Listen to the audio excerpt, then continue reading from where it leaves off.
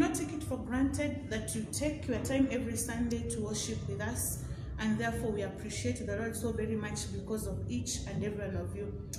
This morning being our first Sunday of the 7th month of 2020, number 7 is a particular and special number before the Lord. The book of Genesis tells us that on the 7th day God rested. Therefore, I want to believe that in this 7th month of 2020, God is about to give you rest. God is giving you rest all over. Every battle that you've been fighting these last 6 months, I believe in this 7th month, the Lord is going to do a new and special thing. God is giving you rest. Therefore, welcome once again. You can give somebody a call, tell them that you are about to start off and that God has a special and particular blessing for each and every one of you. I want us to start off with a word of prayer. Welcome the presence of the Lord in this place as we are about to start. Let us bow down and pray. Father, in the mighty name of the Lord Jesus Christ, we reverence and exalt your holy name, for it is the name that is above every other name. We worship you, Lord. We do not take it for granted that you have given us life this morning, that you've given us the chance and the opportunity to come before you, oh God. And therefore this morning, Abba Father, we hallow and exalt your name. We ascribe power and adoration unto you, the God of heaven and earth. Father, this morning as we assemble in your presence, we pray that the Holy Spirit is going to move in this place, that your Spirit is going to touch our viewers wherever they are watching, oh God, that your power is visiting each and every house, bringing forth restoration, bringing forth healing, oh God, bringing forth deliverance in the mighty name of the Lord Jesus Christ. Father, as we start this morning, we pray that we're going to start with you. We pray for the grace of ministration in this place. We pray for your special anointing, for your special favor, oh God. Let yokes be broken this morning. Let, oh God, every burdens be lifted from your people in the mighty name of the Lord Jesus Christ. You are a faithful and good God. Thank you because of the word. We appreciate you, King of glory, because we understand this morning, Lord, you are speaking unto our lives. You are speaking into our situations, oh God. You are speaking into our circumstances, oh Lord, in the name of Jesus Christ. We now surrender our lives before you. Sanctify us of every sin, sanctify us of every iniquity, of every vileness, oh God, of every wickedness, oh Lord, that may hinder your power from encroaching and entering our lives. Our hearts unto you, Holy Spirit. We will open our minds unto you, power of the Most High God. May you come and do as you wish. We love you and we adore you. In Jesus' precious name we pray. Amen. I want to take this opportunity to welcome the worship team, to lead us in worship as we prepare to listen from the Lord. God bless you so much. We love you very, very much, precious saint, and we continue to pray that God is going to bless and lift you from one level to another. In Jesus' name. Karibu sana. Thank you, Jesus. Tunakushukuru Mungu. Binadamu anaweza badilika, lakini wewe Mungu haubadiliki. Ningependa tuinue mikono yetu tumshukuru Mungu, kwa maana amekuwa mwaminifu, amekuwa mkuu juu ya maisha yetu. Katika njia zetu zote ameonekana kuwa Mungu. Ametuinua kutoka kiwango kimoja hadi kingine, ametupa neema na kibali. Hata kufika umbali huu sio kwa nguvu zetu, lakini ni kwa ajili ya neema ya Mungu. Sasa tuna kila sababu ya kumwabudu na kumsifu, tukisema ya kwamba yeye ndiye Mungu anayestahili. Asifiwe Bwana, nakushukuru, ninakupa sifa. Inasema Adonai, wewe umenifikisha mahali huu. Sina Mungu mwingine wa kuabudu ila ni wewe Mfalme. Nanyenyekea chini ya miguu yako Bwana, nikushukuru. Sifa za moyo wangu ninakupa wewe Bwana.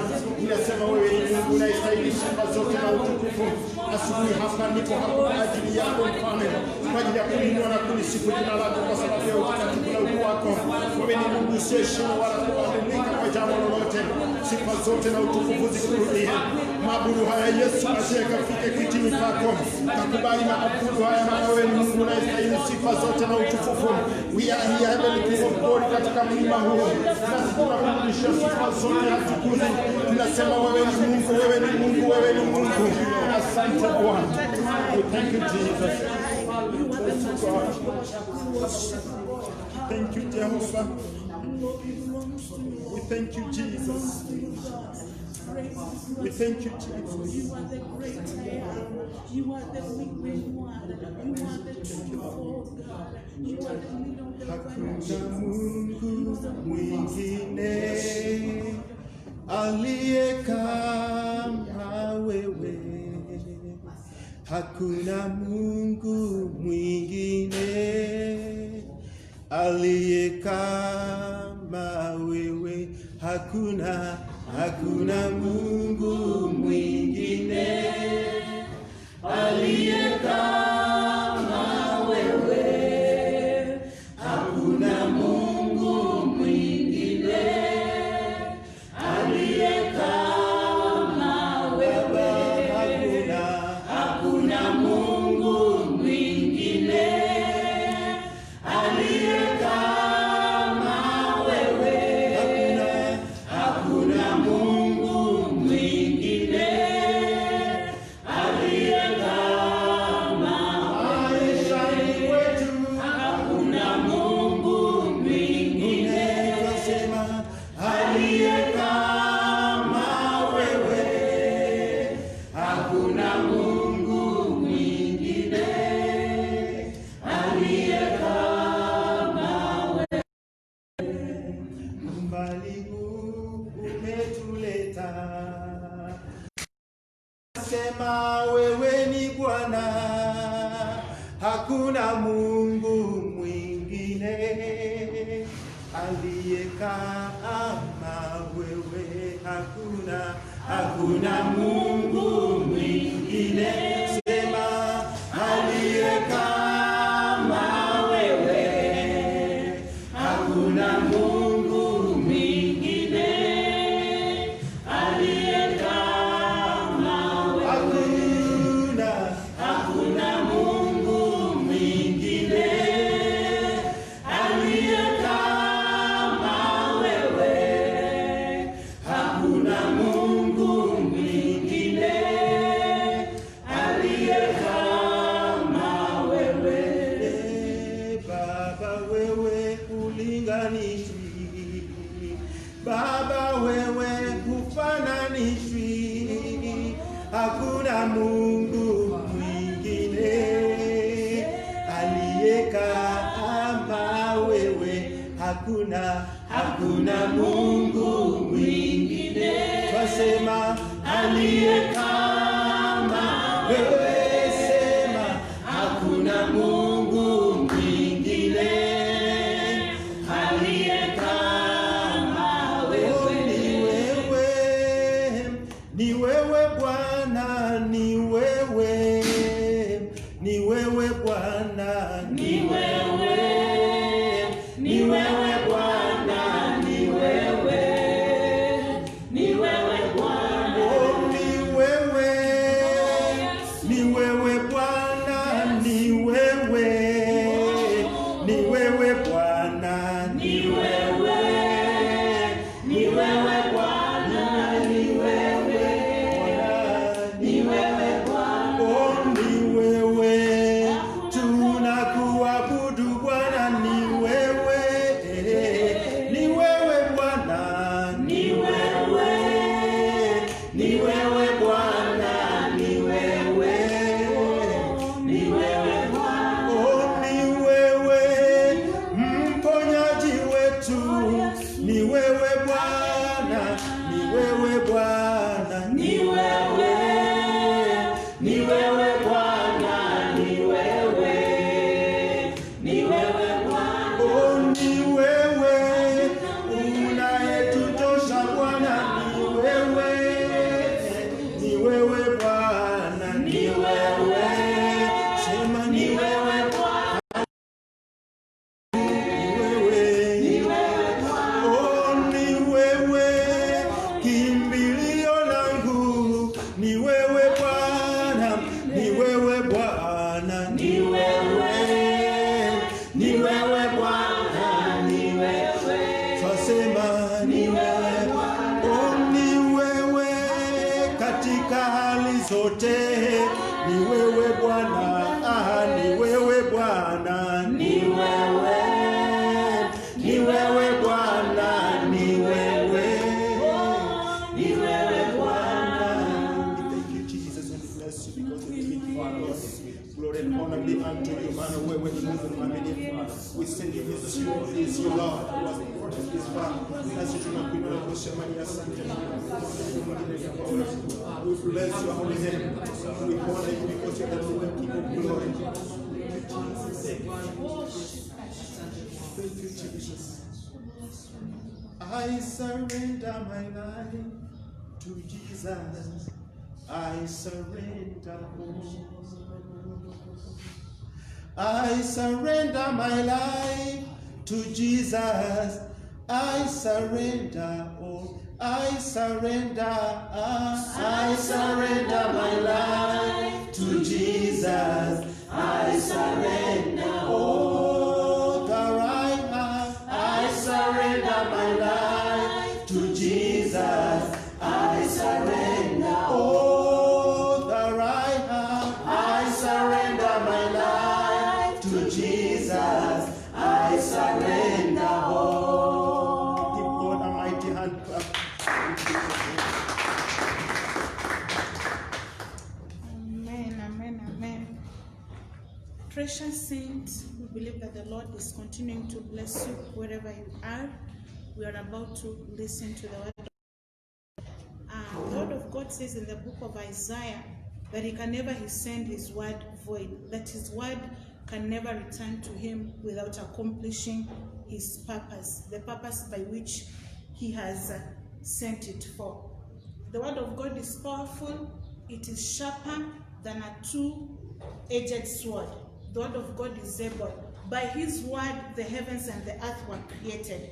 And therefore this morning I want to believe and understand that as we listen to him, as we receive from him, the word of God is about to create something new into our lives. So I want us to appreciate the Lord with a clap as his servant comes to bless us with the word of God. Come on, somebody, can celebrate Jesus.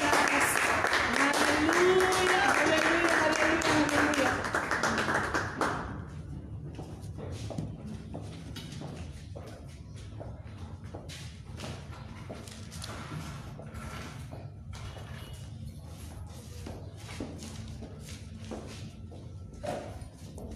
Bwana Yesu asifiwe. Nipenda kuwashukuru wote ambao mnaotutazama kutoka hapa Bernard PAG.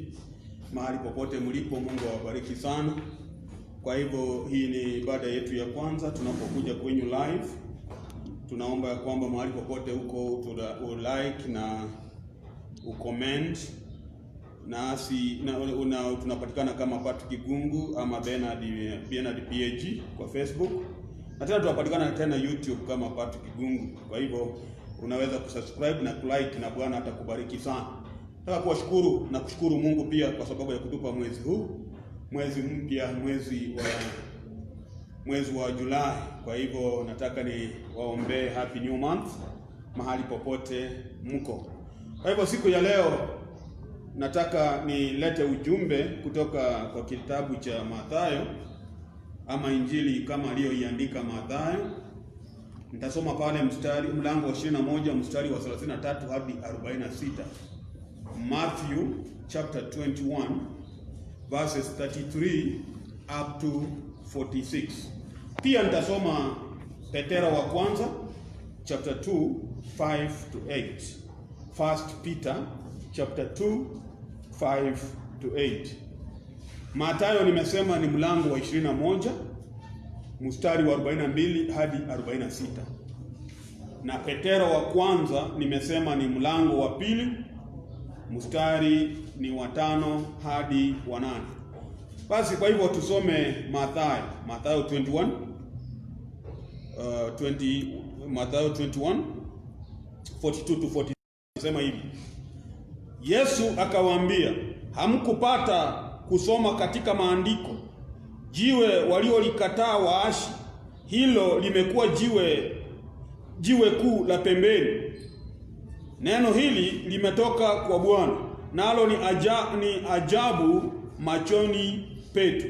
Kwa sababu hiyo nawaambia, ufalme wa Mungu utaondolewa kwenu, nao watapewa taifa lingine lenye kuzaa matunda yake. Naye angukaye juu ya jiwe hilo atavunjika. Naye yeyote ambaye litamwangukia litamsaga tikitiki.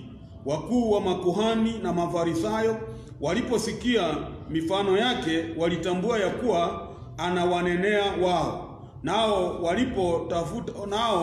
walipotafuta kumkamata, waliogopa makutano, kwa maana wao walimuona kuwa nabii. Basi twende kule Petero, twende kule 1 Peter chapter 2 verses 5 to 8.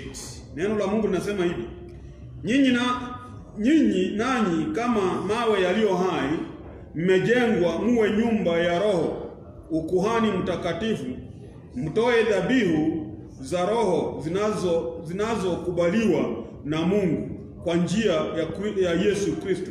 Kwa kuwa imeandikwa katika maandiko, tazama naweka katika Sayuni jiwe kuu la pembeni, teule lenye heshima, na kila amwaminie hata taharika. Basi heshima hii ni kwenu nanyi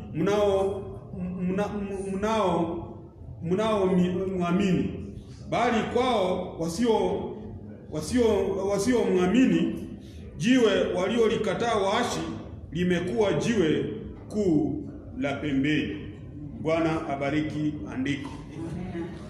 Basi asubuhi ya leo ningependa kuleta ujumbe kwenyu ambao nimeupa kichwa jiwe lililokataliwa, the stone that was rejected. Jiwe lililokataliwa. Hii neno kutoka kwa kitabu ya Mathayo ni Yesu mwenyewe anatamka. Na Yesu alikuwa ameanza kwanza kupatia wanafunzi wake mfano.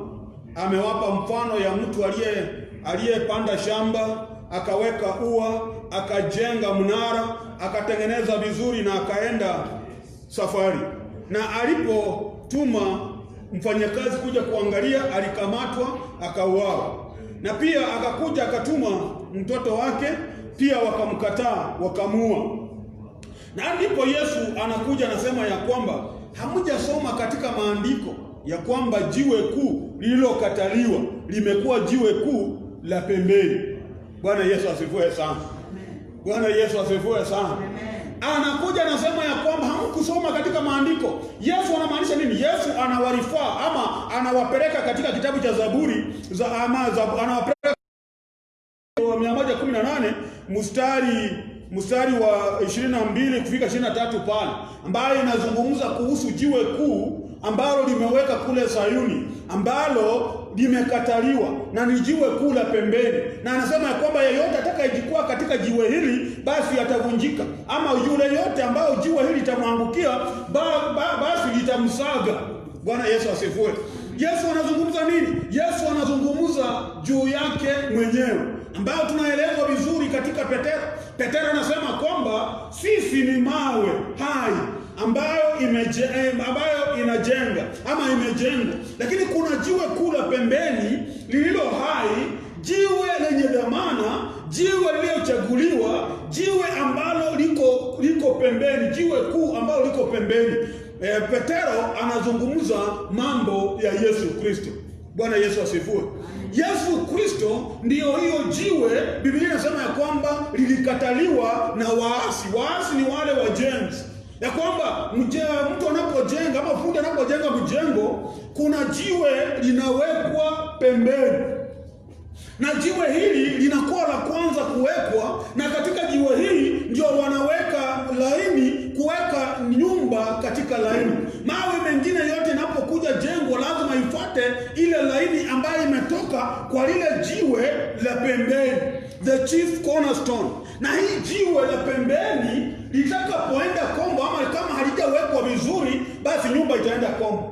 Jiwe la pembeni lisipokuwa ni jiwe nzuri, jiwe ambalo liko ngumu, jiwe ambalo lisitahimili kuweka zingine katika laini, basi nyumba itaenda kombo. Kwa hiyo Petro anasema ya kwamba sisi ni mawe yaliyo hai, lakini kuna jiwe ambalo ni jiwe la pembeni, jiwe lililo hai.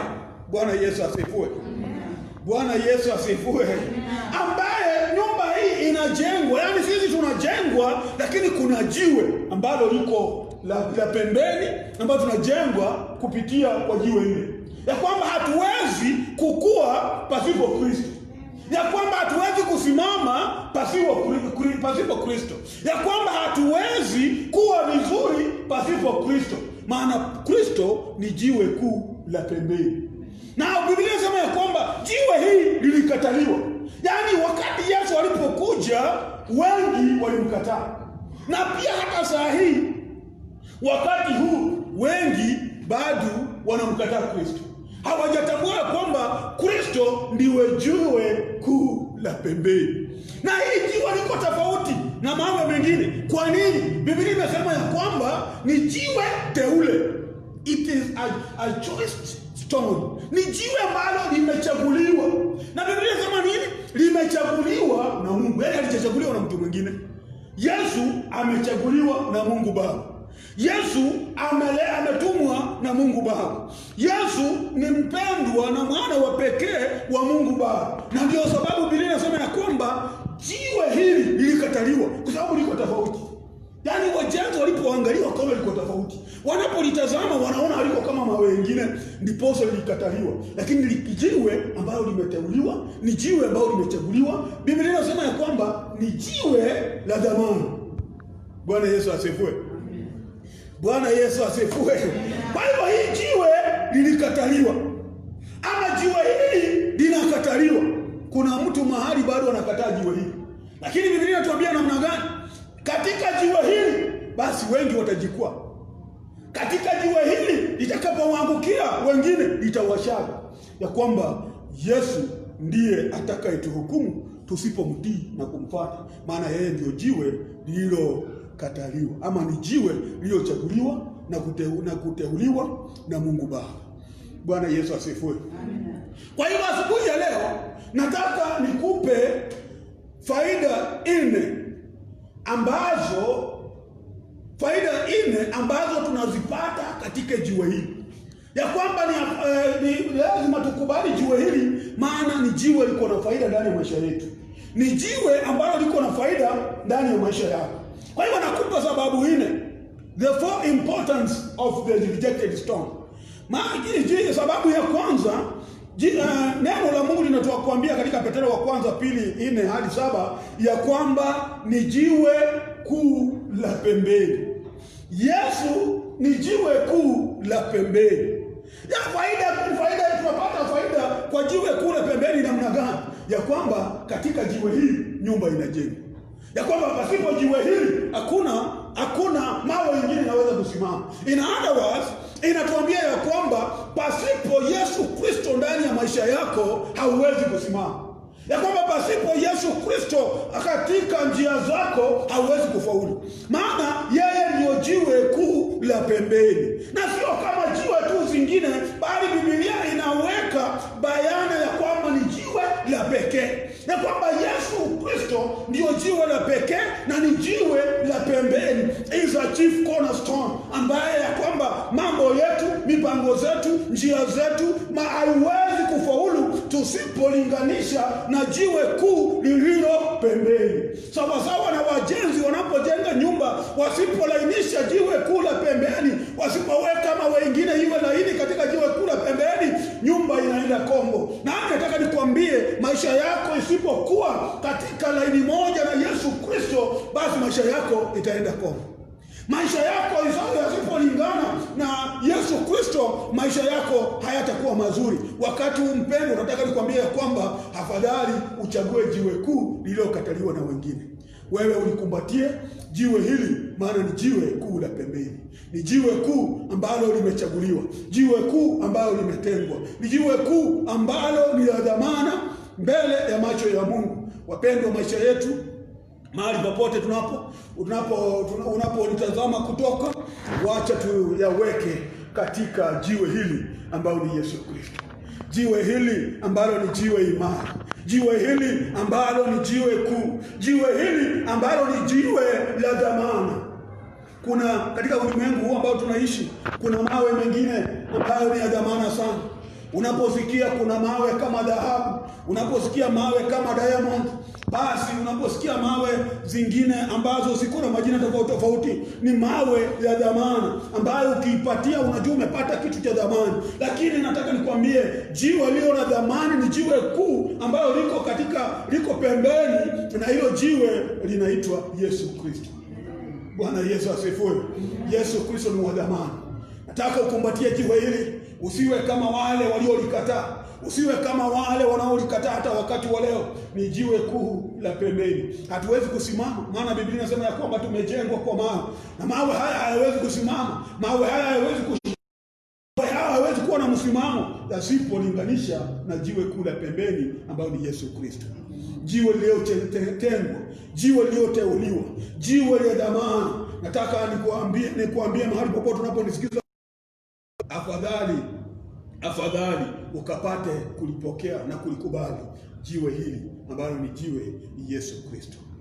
Jambo la pili ambalo tunaona faida ya hiyo jiwe ni kwamba katika hiyo Mathayo 27:51 hadi 52, Biblia imesema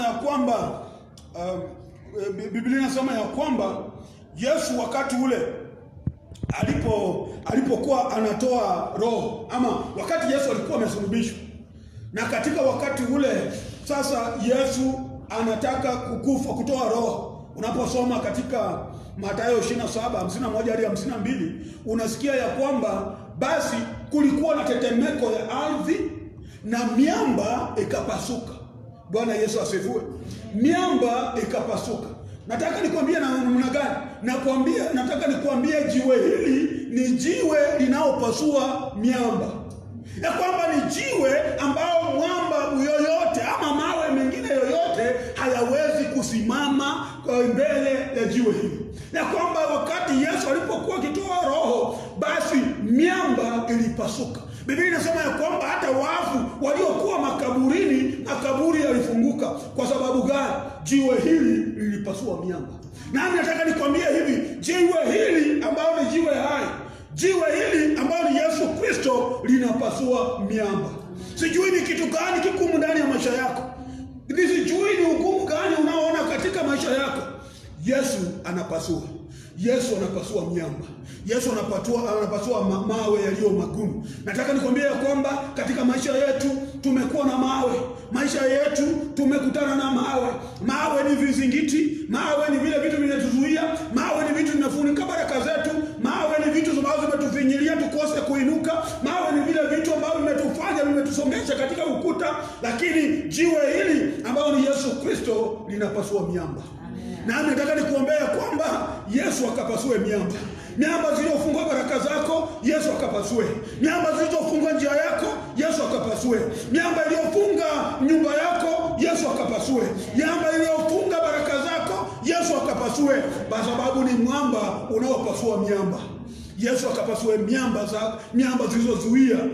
zilizozuia baraka zako mahali popote unaponitazama kutoka. Yesu akapasue miamba. Yesu akapasue miamba. Mwamba ni kitu kigumu, ni kitu ambacho hakiwezi kuvunjika kwa urahisi, ni kitu ambacho kinapokalia juu ya kitu hakiwezi kuinuka. Na hii ni kazi ya Shetani. Ameleta miamba ndani ya maisha yetu. Shetani ameleta miamba ndani ya njia zetu, lakini kuna mwamba ambao uko tofauti. Biblia inasema kwamba mwamba unaoishi ambao ni Yesu Kristo. Na maombi yangu ni kwamba mwamba huu upasue miamba ingine. Miamba ambayo imefunga njia zako za kifedha, miamba ambayo imefunga njia yako ya kijamii, miamba ambayo zimefunga njia yako ya kazi, miamba ambayo zimezuia baraka zako Mungu aliyekuahidia. Yesu anapasua miamba. Apasue miamba ndani ya maisha yako, apasue miamba ndani ya nyumba yako, apasue miamba ndani ya njia zako, apasue miamba katika watoto wako. Yesu anapasua miamba. Anakapasua miamba. Unakumbuka wakati Yesu alipokuwa amezikwa, amewekwa ndani ya kaburi, Biblia inasema ya kwamba mwamba uliwekwa katika mlango, na hata wakaweka sahihi ya kwamba mwamba hii isifunguliwe na ama kaburi lile lisifunguliwe. Na wanawake, Biblia inasema ya kwamba walipotoka asubuhi, walipoenda kutazama kaburi, walikuwa wanaulizana njiani, nani ataliondoa lile jiwe? Lakini walipofika mahali pale, walikuta jiwe limepingilishwa, kaburi iko wazi. Nani akuambia kwamba Yesu anayepingilisha mawe apingilishe zile mawe zinazofunga baraka zako? Yesu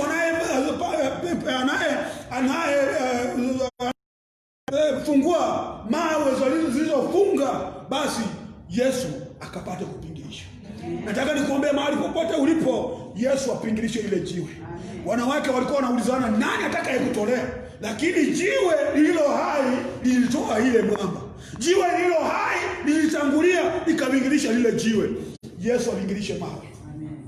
Ulikuwa unauliza, na nani atakayenifanyia, na nani atakayenitendea, na nitawezaje kufanya hii, na nitawezaje kufaulu? Nataka nikupe moyo asubuhi ya leo, Yesu anapingilisha mawe.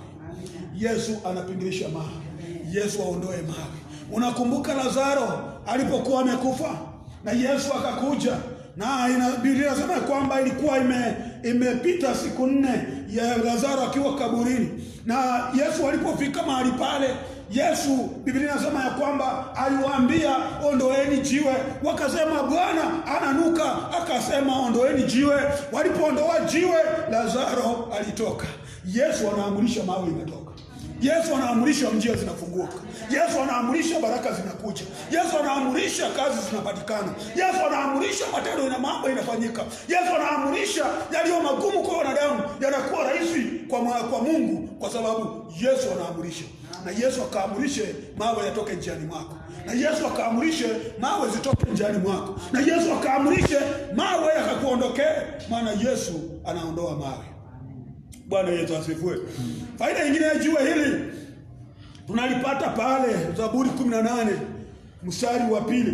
Bao Biblia inasema ya kwamba jinsi Yesu ndiyo mwamba na ngome. Kwa hivyo kwa mambo mengine, mwamba huu ambao ni Yesu, ama jiwe hili ambao ni Yesu, ni kinga wakati wa dhoruba. Mtu aliimba, Jesus is a rock in a weary land, a weary land, a weary land. Oh, Jesus is a rock in a weary land, a shelter in the time of storm. Yesu ni kinga wakati wa dhoruba, ya kwamba yeye ni mwamba wakati wa dhoruba, anatukinga. Ya kwamba unapokuwa chini ya mwamba huu, basi Yesu anakufunika. Munishi kuna wakati aliimba ya kwamba ambia adui zangu niko chini ya mwamba, Yesu nifiche, niko chini ya mwamba, niko chini ya mwamba, mwamba juu yangu, Yesu nifiche, niko chini ya mwamba, ambia adui zangu niko chini ya mwamba, Yesu nifiche, niko chini ya mwamba. Unapokuwa chini ya Yesu, Yesu amekuficha chini ya mwamba. Ya kwamba hata adui wanapoinuka wanakuta Yesu amekuficha chini ya mwamba. Ya kwamba mabaya hayawezi kukupata kwa sababu uko chini ya mwamba. Nataka nikuombee Yesu awe mwamba. Anakuwa kizuizi, anakuwa kinga wakati wa dhoruba. Yesu ni mwamba ambaye anatukinga. Anatukinga na maadui, anatukinga na wachawi, anatukinga na shetani, anatukinga na zile mbinu zote za yule mwovu, kwa sababu Yesu ndiye fiche, tuko chini ya mwamba. Mpendwa mtazamaji, mahali huko, nataka nikuombee ya kwamba ukuwe chini ya mwamba. Ukuwe chini ya mwamba. Unapokuwa chini ya mwamba huyu, shetani hawezi kukuona. Unapokuwa chini ya mwamba huu, adui hawezi kukuona. Unapokuwa chini ya mwamba huu, adui hawezi kukupata, maana uko chini ya mwamba. Is a shelter in the times of storm. Nataka nikwambie, hata wakati huu ambao tunakumbana na janga la COVID-19, Jesus is a shelter in such a times. Yesu ndiyo kinga wakati kama huu. ya kwamba Yesu anatukinga, maana is a shelter in the time of the storm. Ya kwamba leo tuna dhuruba ya magonjwa, Yesu awe kinga. Jiwe hili ni kinga wakati wa mambo kama haya. Yes, mambo kama haya yatakuja. Yes, yatakuja, yatatembea, lakini unapokuwa na kinga ambao ni Kristo, unatukuza Mungu, maana is a shelter in the time of a storm. Sijui unapitia katika dhuruba gani? Labda dhuruba ambayo unapitia saa hii ni dhuruba ya kukosa kazi. Labda dhuruba ambayo unapitia wakati huu ni dhuruba ambayo huna pesa. Dhuruba ambayo unapitia katika wakati huu ni dhuruba ambayo ni magonjwa. Labda dhuruba unaopitia katika mambo wakati huu, labda hujalipa rent. Wacha nikwambie, Yesu ni fiche tunapokuwa chini ya mwamba. Yesu akufiche. Yesu akufiche chini ya mwamba. Unapokuwa chini ya mwamba, wapendwa, Yesu atakulinda. Yesu atafungua njia za kazi. Yesu atafungua njia zako za kifedha, maana yeye ni fiche wakati wa dhoruba. Nakumbuka wakati mwingine Yesu alipokuwa na wanafunzi wakiwa katika ile mashua, na ikawa ya kwamba bahari ikachafuka, na wakaanza kusumbuka, wakaanza kuchota maji, maana maji yalikuwa yameingia ndani ya chombo. Wakaanza kuulizana, wakaanza kusema tafadhali namna gani, lakini mmoja wao akakumbuka Yesu ako juu ndani ya chombo na Yesu analala. Wakaenda wakamwamsha, wakamwambia, Bwana, hauoni tunaangamia? Aliposimama alikemea dhuruba na dhuruba ikatulia. Nami ni maombi yangu, jiwe hili ambalo linakemea dhuruba, likemee dhuruba ndani ya maisha yako. Likemee dhuruba ndani ya maisha yako. Yesu atatuliza bahari. Hata kama imechafuka, Yesu atatuliza, maana is a shelter in the time of storm. Mpendo msikizaji ama mtazamaji, sijui ni dhuruba gani uko unapitia wakati huu, lakini nakuletea jiwe lililokataliwa. Wengi walikataa jiwe hili, lakini mimi nakuletea jiwe hili. Likubali jiwe hili ambao ni Kristo, litatuliza dhuruba. Ya kwamba ile hali unapitia hata wakati wa leo, unasema pastor, hii ni ngumu, pastor, hii mimi siwezi. Nakwambia ya kwamba Yesu anaweza, atatuliza dhuruba. Atatuliza dhuruba, ya kwamba Yesu atafanya yawe sawa. Neno la Mungu linasema ya kwamba jina la Yesu Kristo ni ngome imara, wenye haki wanapoikimbilia wanakuwa salama. Bwana Yesu asifiwe.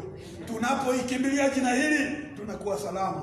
Uwe salama mahali popote huko, uwe salama katika ile hali ambayo unapitia ndani, uwe salama wakati huu mgumu wa magonjwa, uwe salama wakati huu ambao dunia inalia, uwe salama maana uko ndani ya jiwe hili ambalo limekuficha. Ni jiwe linaitwa Yesu Kristo, ambalo linatukinga wakati wa dhoruba. Bwana Yesu asifiwe. Mpendwa mtazamaji, nataka nikuombea kwamba Yesu atulize dhoruba. Mwisho tunapoendelea kumaliza, ya kwamba faida ya mwisho ambalo jiwe hili ambalo likataliwa inakupa sisi, tunaipata katika Wakorintho wa kwanza mlango wa 10 mstari wa kwanza hadi 4. 1 Corinthians chapter 10 verses 1 up to 10. Biblia inasema ya kwamba wakati wana wa Israeli walipokuwa jangwani na walipokuwa wakielekea Misri, na wako jangwani mahali ambapo hakuna kitu, na wanamlilia Musa, hawana maji hata ya kunywa, hawana chakula, wanaangalia ni jangwa tupu. Lakini Biblia inasema ya kwamba Musa alipomuuliza Mungu akamwambia, angalia lile mwamba ambayo iko mbele yako, igonge basi maji itatoka ndani. Na Wakorintho wanasema ya kwamba huo mwamba alikuwa Yesu Kristo. Ulikuwa mwamba wa kiroho uliokuwa ukitembea nao. Alikuwa Yesu Kristo. Ndani ya jangwa mwamba huu ulikuwa, naye alikuwa Yesu Kristo, na mwamba huu ulipeana mahitaji yako. Nataka nikwambie, this rejection stone is a stone that provides. Yaani ni mwamba unayepeana. Na kwamba walipokuwa mwamba ulikuwa pamoja nao, na wakati Mungu alipoambia Musa gonga mwamba maji yatoke, maji yalitoka. tunamaliza kio wapendwa, ya kwamba Yesu anapeana hata jangwani, ya kwamba Yesu anapeana hata wakati tunaona ya kwamba haiwezekani, ya kwamba Yesu anapeana hata wakati huu unaponitazama unaona ya kwamba haiwezekani. Yesu anapeana. Biblia imesema ya kwamba katika hiyo Wakorintho ya kwamba hata chakula ilitoka mbinguni ambaye iliitwa maana ambaye kwa lugha nyingine ilikuwa mikate, na Yesu anajulikana kama mkate wa uzima, alipeana jangwani. This stone it is a divine provider, ya kwamba jiwe hili linapeana kwa njia ya kimungu. Nataka nikwambie, unaweza sema nitapata wapi? Dunia ni ngumu, watu wanalia, watu wako na shida, watu wana upungufu, watu wana ukosefu. Wacha nikwambie ya kwamba jiwe hili lilipeana jangwani, jiwe hili lipeane kwako. Yule ambao hujalipa rent, Yesu atakupatia. Yule ambao umekosa chakula, Yesu atakupatia. Ndipo anasema mimi ndiye mkate wa uzima.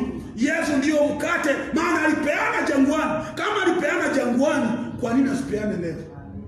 Bwana Yesu asifiwe.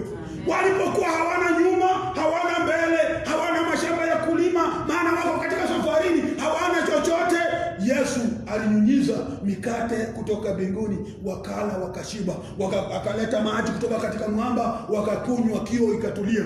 Nami nakwambia kwamba Yesu akutulize. Yesu akupatie kama una ukosefu. Yesu akupe chakula kama una chochote. Yesu akape maji maana tulize kiu. Yesu akakutendee. Alitenda jangwani, itakuwa leo akose kutenda. Yesu akutendee. Jiwe hili lililokataliwa ni jiwe la maana, ya kwamba walipokea maji kutoka kwa jina hili, kwa jiwe hili, walipokea vyakula kutoka kwa jiwe hili. Ni jiwe ambalo linapeana. Mpendo, unanitazama, una ukosefu gani ndani ya maisha yako? Wacha nikwambie, jiwe lililokataliwa na waasi linapeana. Kama ni maji walilia, wakaambia Musa kio, lakini Musa alipomuuliza Mungu alimwangalia, alimwambia tazama, kuna mwamba mbele yako, gonga mwamba, maji yatatoka. Wakorintho wanakuja natuambia ule mwamba alikuwa ni Kristo, ya kwamba Kristo alikuwa nao jangwani. Na wakati huu nataka nikwambie hivi, Kristo ako pamoja nasi. Hata kama wakati mgumu, ako pamoja nasi. Ni wakati mwingine tunakosa macho ya kiroho kuona, maana wana wa Israeli walikosa macho ya kiroho kuona, lakini Musa alipomuuliza Mungu alimwambia kuna mwamba, gonga maji itoke. Yesu ako pamoja na wewe mahali popote huko. Hata kama hali ni ngumu, Yesu ako pamoja na wewe. Hata kama una ukosefu, Yesu ako pamoja na wewe. Hata kama kuna upungufu, Yesu ako pamoja na wewe. Hata kama hauna kabisa, Yesu ako pamoja nawe. Na Yesu ataleta, maana ni mwamba ulio imara. Mwamba unaoenda pamoja nasi. Mwamba unaotuliza kiu. Mwamba unaotupatia tunapokuwa na ukosefu. Mwamba unaofungua hata kama imefungwa. Mwamba unaotenda hata wakati mwanadamu amefika mwisho wake. Yesu ndiyo mwamba imara na uko pamoja nasi. Wapendwa, tukubali na tukumbatie mwamba huu ambao utakuwa nasi wakati huu. Wakati ambao tuko katika ugumu, wakati ambao tuko katika heka, wakati ambao tuko katika hali ya kusononeka mioyo, wakati ulimwengu unalia, mimi nataka nikupe moyo. Kuna mwamba ambao unaitwa Yesu Kristo. Ulipatikana hata jangwani, na hata wakatika janga hili, mwamba huu bado uko. Mwamba huu Biblia imesema ya kwamba ni mwamba unaoishi. Ni jiwe linaoishi, ya kwamba sio jiwe ambao limekufa, linaishi, liko hata saa hii. Unapoita mwamba ambao ni Yesu Kristo, utapeana hata wakati huu, wakati tunaona ya kwamba hatuwezi. Hata wakati huu serikali inapolia kuna shida. Hata wakati huu ulimwengu unaposema uchumi uko chini, mwamba wetu ambao ni Kristo utapeana. Utapokea hata kama ni kazi. Mpendwa mtazamaji, nataka nikupe moyo, mwamba huu utakupatia kazi. Hata kama ni fedha, mwamba huu utaleta fedha. Hata yule ambaye hujui utakula nini jioni ya leo, nataka kuamini Yesu ambaye ni mwamba wetu unaopeana. Kama ulipeana kule jangwani, akupatia hata leo, kwa sababu ana uwezo. Biblia imesema ni yeye yule jana, leo na hata milele. Ya kwamba kama alipeana wakati ule, angali anapeana. Na ni maombi yangu Bwana atakupatia mahali popote unaponisikiza ama kunitazama kutoka. Bwana atakutendea mema. Kwa hiyo mpendwa mtazamaji, nataka nikupe moyo ya kwamba mwamba huu ambao walikataa waashi, mwamba huu bado uko alive na bado unatenda kazi. Yesu ni mwamba wetu. Yesu ndio tegemeo. Yesu ndio njia. Yesu ndio hakikisho. Yesu ndiye anayetenda yale mwanadamu hawezi. Bwana atakutendea mahali popote huko. Bwana atakutendea mahali popote unaponitazama, ya kwamba tunamtangaza Kristo ambaye yako hai, Kristo ambaye ni jiwe la pembeni. Pasipo yeye sisi hatuwezi. Pasipo yeye sisi ni bure, maana ndiye jiwe la pembeni. Bwana akubariki sana kwa kuchukua muda wako kunitazama, na Bwana akubariki kutulike na kucomment. Bwana akubariki sana. Nataka nikutambue Boniface Jarenga. Bwana akubariki sana kwa kufuatilia na kucomment. Nina Salano, Bwana akubariki sana.